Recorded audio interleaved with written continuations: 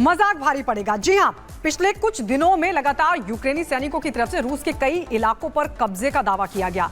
उसी में से एक है कुर्स्क शहर, जहां पर यूक्रेनी सैनिकों ने दावा किया कि उन्होंने कब्जा कर लिया, लेकिन अब रशियन आर्मी वहां से यूक्रेनी सैनिकों को खदेड़ रही है और बड़ी जानकारी है कि वहां पर यूक्रेन का एक टैंक ध्वस्त कर दिया गया है। बिल्कुल, आपको बता दें कि हालात ये है कि रूस का कुर्स्क क्षेत्र जो है वो अब कुरुक्षेत्र बन चुका है। रिपोर्ट इसी से जुड़ी आपको दिखाते हैं।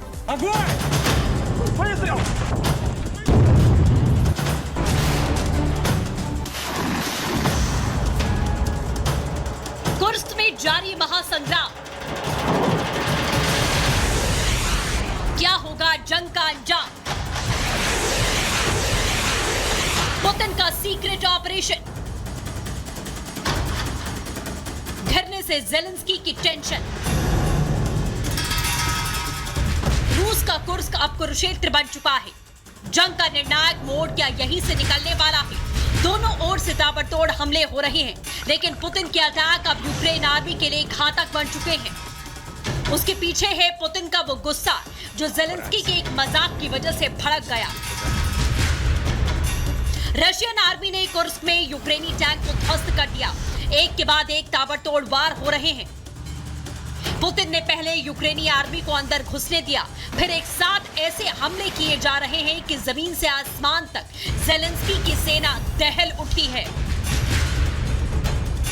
यूक्रेन पर बारूद बरसाने में पुतिन क्यों आक्रामक हो गए हैं? क्योंकि एक दिन पहले यानी यूक्रेन के नेशनल डे पर जेलेंस्की ने उनका मजाक बनाया। रेड स्क्वायर का बीमार बूढ़ा आदमी जो लगातार सभी को रेड बटन की धमकी देता रहता है, उसकी कोई भी धमकी हम पर असर नहीं करेगी।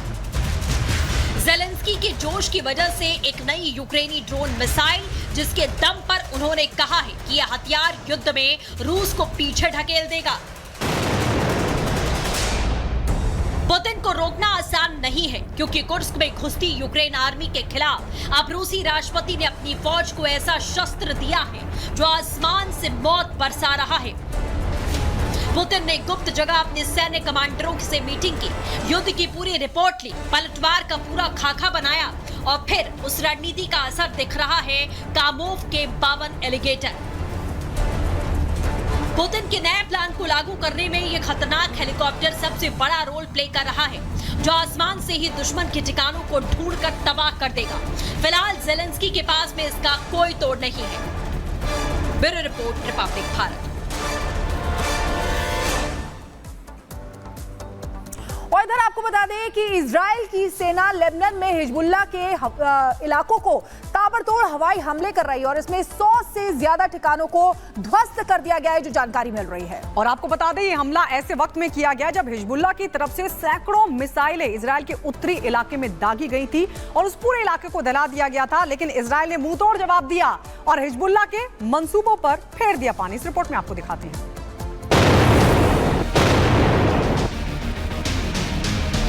לצפון הארץ.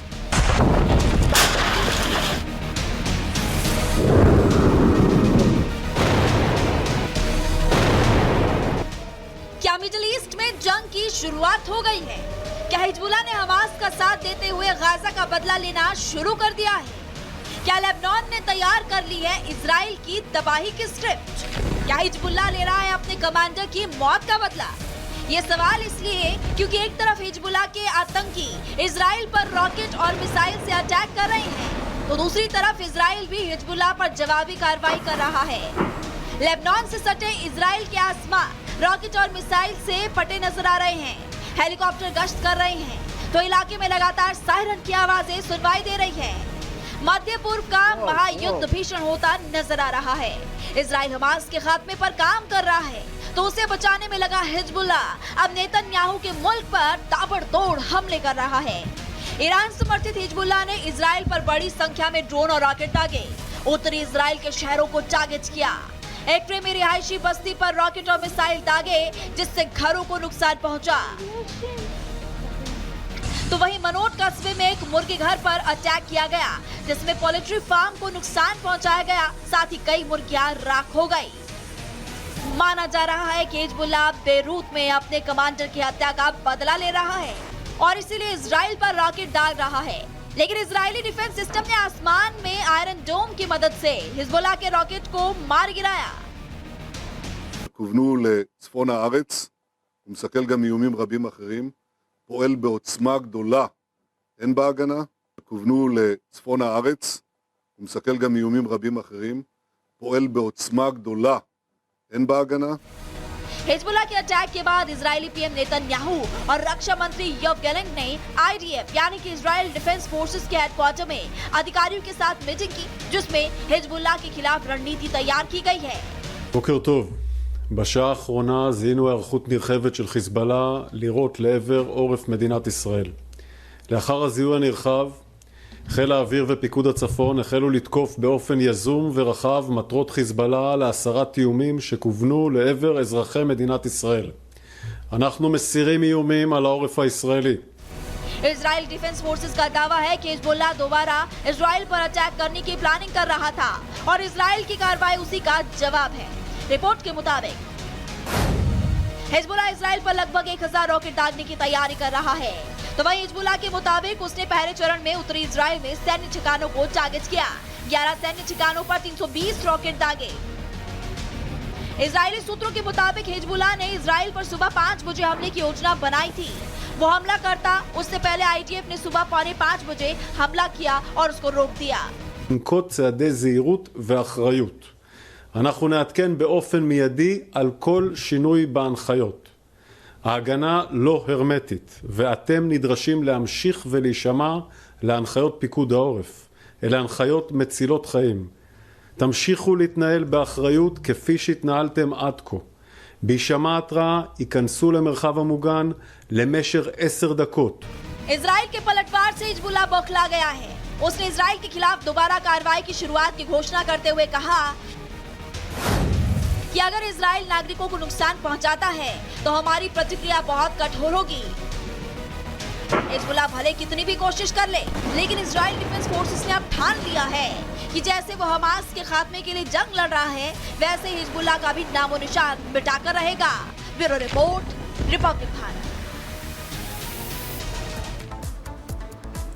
पिछले दिनों आपने देखा कि हिजबुल्लाह का सैन्य कमांडर फुआद शुक्र, जिसको मौत के घाट उतार दिया गया था, उसके बाद से हिजबुल्लाह लगातार इजराइल पर अटैक कर रहा है, अपने सैन्य कमांडर का बदला लेने की कोशिश कर रहा है और इसी कड़ी में इजराइल भी मुंह तोड़ जवाब दे रहा है। लेकिन कुल मिलाकर अगर देखें तो हिजबुल्लाह और इजराइल के बीच अब जंग लगातार तेज होती नजर आ रही है।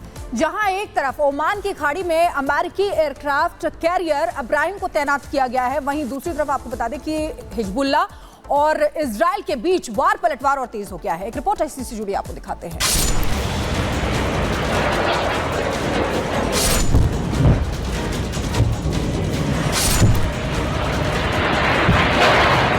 आपके घर से करीब 4 से 5 हजार किलोमीटर दूर ऐसी लड़ाई छिड़ी है जो युद्ध के बाद महायुद्ध और जल्द ही विश्व युद्ध में बदल सकती है। मध्य पूर्व का जंगी मैदान अब रक्त से लाल हो रहा है। बारूद से पूरा इलाका भर गया है।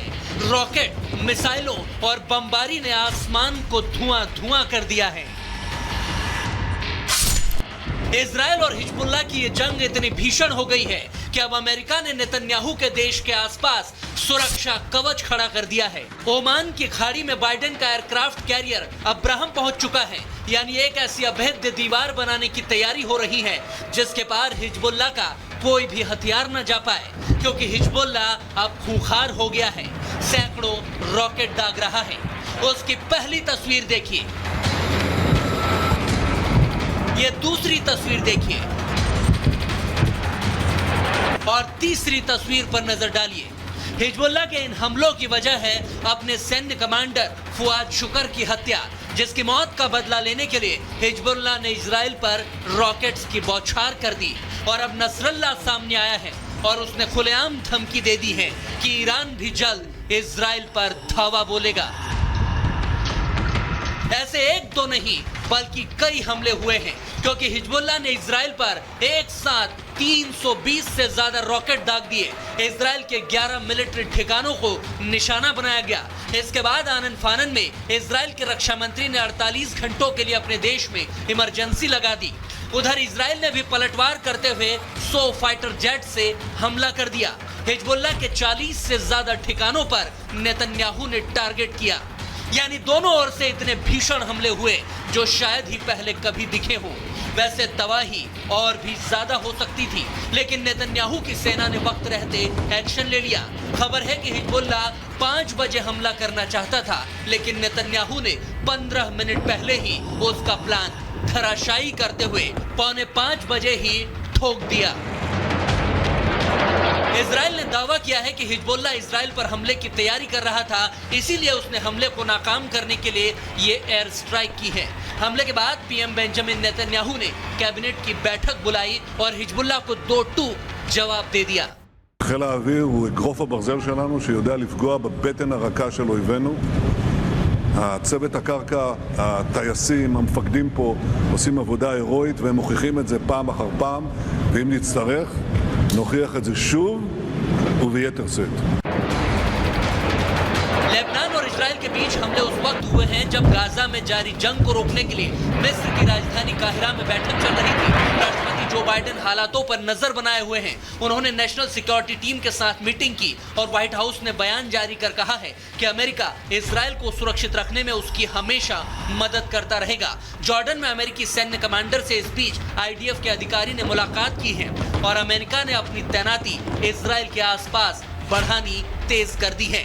इससे आशंका है कि मिडिल ईस्ट में कोई बड़ा युद्ध शुरू होने वाला है। Bureau report, Republic Bharat.